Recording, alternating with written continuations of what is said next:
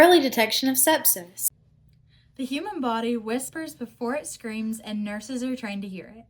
When nurses track interim vital signs, they are interpreting real-time physiological data.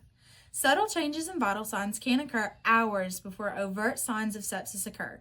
Sepsis affects 1.7 million people annually and can rapidly progress to septic shock, leading to organ failure and death. Sepsis occurs when an infection triggers chain reactions in the body, resulting in the patient becoming hemodynamically unstable with decreased organ and tissue perfusion. Let's get into it. Once infection is introduced, the body has an extreme response to this infection.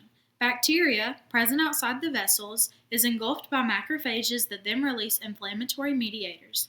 This in turn attracts white blood cells that result in vasodilation and increases permeability in order to provide more blood supply to the area of inflammation for healing.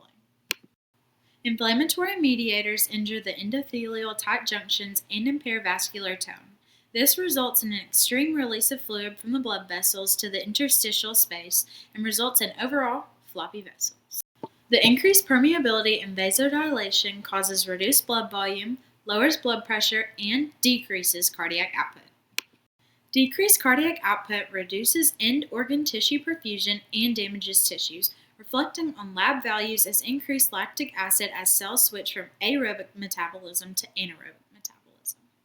How will this process reflect with patient monitoring? A fever occurs as interleukin make their way to the hypothalamus, triggering the onset. Increased heart rate is an early sign. This occurs due to baroreceptors located in the carotid sinuses and aortic arch, detecting systemic vasodilation and decreased arterial pressure.